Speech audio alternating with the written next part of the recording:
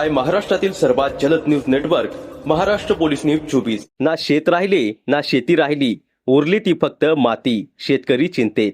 रायगड जिल्ह्यातील पेन तालुक्यात मुसळधार पावसामुळे आणि बाळगंगा नदीला आलेल्या भीषण पुरामुळे वसई, जावळे आणि निफाड या गावांमध्ये मोठ्या प्रमाणात नुकसान झाले आहे। अनेक ठिकाणी शेती पूर्णपणे उद्ध्वस्त झाली असून सुपीक जमिनीवर दगड, गाळ आणि मातीचा थर साचलाय। त्यामुळे ना शेत राहिले ना शेती राहिली, उरली ती फक्त माती, अशी हतबल प्रतिक्रिया शेतकरी व्यक्त करत आहेत। पुराच्या पाण्याच्या तडाख्यामुळे जावळे निफाड मार्ग पूर्णपणे वाहून गेला असून या भागातील वाहतूक आणि संपर्क व्यवस्था पूर्णपणे विस्कळीत झाली आहे। विशेषतः निफाड गावापुढील आदिवासी वाड्यांचा बाहेरील जगाशी संपर्क पूर्णपणे तुटलाय। गेल्या 3 दिवसांपासून या गावांमध्ये नागरिकांना पिण्याच्या पाण्याचा तसेच वीज पुरवठ्याचा गंभीर प्रश्न भेडसावत आहे। पुरामुळे पाणी पुरवठ्याच्या लाईन्सही वाहून गेल्याने नागरिकांचे मोठे हाल होत आहेत। स्थानिक ग्रामस्थांच्या म्हणण्यानुसार अद्याप कोणतीही शासकीय यंत्रणा घटनास्थळी पोहोचली नाही। पंचनामे, पाहणी किंवा नुकसानाचा आढावा घेण्यासाठी अधिकारी आले नसल्याने नागरिकांमध्ये तीव्र नाराजीचे वातावरण आहे। इतकेच नव्हे तर रस्ते वाहून गेल्यामुळे स्मशानभूमीकडे जाण्याचा मार्गही बंद झालाय। त्यामुळे गावात एखाद्याचा मृत्यू झाल्यास अंत्यसंस्कार कसे करायचे असा गंभीर प्रश्न ग्रामस्थांसमोर उभा राहिलाय। ग्रामस्थांनी शासनाला तातडीने मदत कार्य सुरू करण्याची, रस्ते, पाणी आणि वीज पुरवठा पूर्ववत करण्याची तसेच नुकसानग्रस्त शेतकऱ्यांचे त्वरित पंचनामे करून आर्थिक मदत जाहीर करण्याची मागणी केली आहे।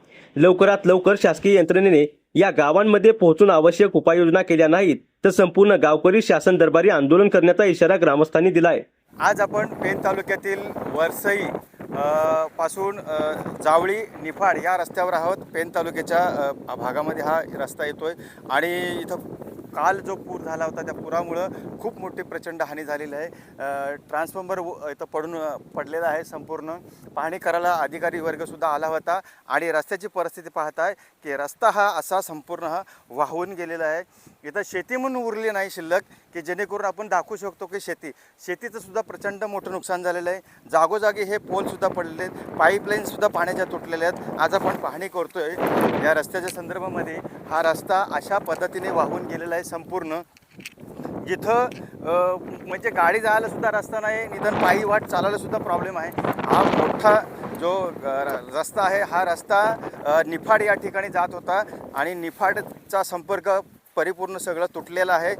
पाहणी करायला इथं काहीतरी जिल्हा परिषदेचे पेन पंचायत समितीचे बांधकाम अधिकारी समीर पाटील म्हणून इथं आले होते। त्यांनी पाहणी केली की काहीतरी आपण इथंशी करू शकतो का, त्या पद्धतीने त्यांची उपाययोजना चालू आहे।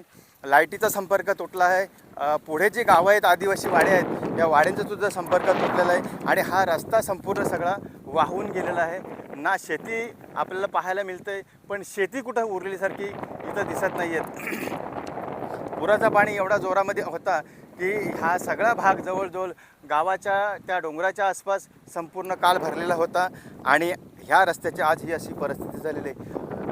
काल कदाचित जिल्ह्याचे अधिकारी खारेपाट भागाला पाहणीसाठी आले होते, परंतु इथंही अजूनपर्यंत कोणी पोहोचलेलं नाही। ना तलाठी पोहोचला आहे, ना मंडळ अधिकारी, ना गावचे काही जे तसं ग्रामसेवक वगैरे पंचनामा करायला इथं अजूनपर्यंत कोण पोहोचला नाही। का पोहोचला नाही?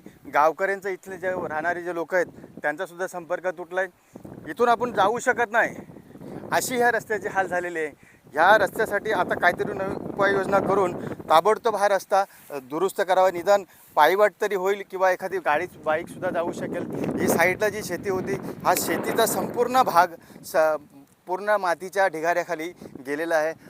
लाईनी सगळ्या या तुटलेल्या आहेत। गावकऱ्यांचं म्हणणं एवढंच आहे की तात्काळ इथं काहीतरी उपाययोजना करायला पाहिजे, जेणेकरून आमचा संपर्क सातत्याने राहील किंवा आम्हाला लांबून जो काही ह्या डोंगर भागाला आदिवासी लोक जे राहतात त्यांना ये जा करतात। इथं बऱ्याचशा प्रमाणामध्ये शेतकरी शेतीसुद्धा करत होते आणि इथून भाजीपाला लोक ते नेण्याचा हा मार्ग त्यांचा हाच आहे। परंतु हा मार्ग हाचच संपूर्ण वाहून गेल्याने इथं त्यांना ना येण्याचं काही चान्सेस आहे ना संपर्क करण्याचा आहे। गावात जवळजवळ 2 ते 3 दिवसापासून लाईटसुद्धा नाही आहे। इलेक्ट्रिशियन जर आले लवकरात लवकर आणि त्यांनीसुद्धा काहीतरी उपाययोजना इथं जर केली तर कदाचित होईल, नाहीतर हे 8-10 दिवस 15 दिवस मला नाही वाटत हे काम लवकर होईल। मी रायगड जिल्हा प्रतिनिधी संजय गायकवाड। आपण बघू शकता की पाण्याचा प्रवाह किती मोठा असेल की यांची स्मशानभूमीसुद्धा वाहून गेलेली। बघा, तुम्हाला तिथे ती पडलेली दगडं दिसतील, हे पाईप दिसतील, हे पहा किती म्हणजे हा प्रवाह इतका मोठा होता की यांची स्मशानभूमीसुद्धा पूर्णतः वाहून गेलेली आहे. पलीकडे ही लोक भाजीपाला करत असेल तिथली भूमीसुद्धा जमीन पूर्णतः वाहून गेलेली आहे. त्याबाबतीत शेती पण वाहून गेली. पूर्ण वाहून गेली. स्मशानात गावात एखादा मैत झालं तर मग कसं काय आता स्मशानात जर एखादा कोण मैत झाला तर त्यांना या दगडावरच त्यांना आणून जाळावं लागेल, अशी अवस्था भयानक. आणि तुम्ही लक्षात घेतलं पाहिजे की कालपासून इथले जी लोकं आहेत, इथली जी बाधित लोकं आहेत ती इथे नुसती प्रशासनाची वाट बघतात, पण कोणी इथे आलेलं नाही. सकाळी फक्त ग्रामसेवक येऊन गेला, परंतु कोणत्या प्रकारची सुविधा लोकांना साध्या पाण्याची सुद्धा सुविधा इथं झाली नाही.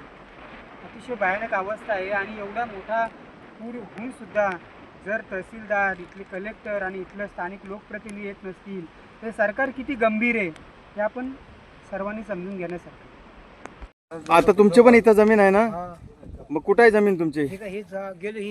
ही सगळी जमीन तुमचीच माहिती. ह्याच्यामध्ये काहीच नाही, नुसते फक्त मातीचा हे आलाय, भराव आलाय, काहीच शिल्लक राहिला नाही. मग आता काय पंचनाम्याला कोण आले होते का? अजूनपर्यंत कोणी नाही. काय करणार आता पुढं? मग काय आता सरकार करेल, आम्ही काय करणार? आम्ही काय नाही करू शकत. किती एकर जमीन आहे तुमची? आमची 3 एकर शेती. 3 एकर शेती.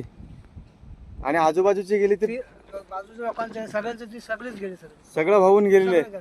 आता बंधारा पण गेला, रस्ता पण गेलाय, रस्ता लाईट गेली, सगळं करा.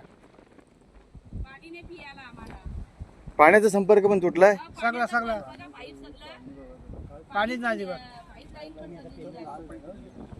अशी काल पूर झाला, पाणी झाला, तुमची जमीन कुठं आहे? दिसते का याच्यामध्ये कुठं आहे? ही बघा ती पुढची जमीन आमची. काय राहिले का त्याच्यामध्ये? काय शिल्लक? काहीच नाही राहिला, काही शिल्लक नाही. काहीच नाही शिल्लक राहिला. फक्त आता हे दगड माती पडलेले हीच दिसते. मग आता कसं काय? अधिकारी कोण पंचनाम्याला कोण आले होते का काय? कोणच नाही आला, अजूनपर्यंत कोण नाही. कोण नाही आला. आता जिल्ह्याचे कलेक्टर वगैरे सगळे अधिकारी आले होते कोण नाही आमच्याकडे लक्ष देत. ह्या भागाला अजूनपर्यंत कोणी आला नाही. कोणच नाही आला. म्हणजे इथं तलाठी, मंडल अधिकारी तलाठी पण नाही आला. कालच्यापासून यायला पाहिजे होता तलाठी, कोणच नाही आला.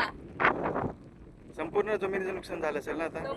संपूर्ण अशी माती निघाले, काय करणार त्याच्यात? आता ती माती हे दगड खणी काढायला मग तुम्हाला परत आता मजुरी भरावी लागेल. नाही, त्यांच्याकडनंच काढला पाहिजे. आज सरकारने काढून द्यायला पाहिजे आम्हाला. कोण देईल आम्हाला पैसे? आता जमिनीचं आम्ही जगणार कशावर? हे शिल्लक काहीच राहिलं काहीच नाही. नाही राहिला. 3 भावांची आमची गेली. काय नाव तुमचं? सुवर्ण कृष्ण धारवे. ही अशी परिस्थिती आहे. हे सगळं कातळवाट दिसतंय. तशी आता सगळं काय कत्तल निघाला. दगड माती सगळी गेली वाहून. महाराष्ट्र पोलीस न्यूज 24 साठी रायगड जिल्हा उपसंपादक संजय गायकवाड.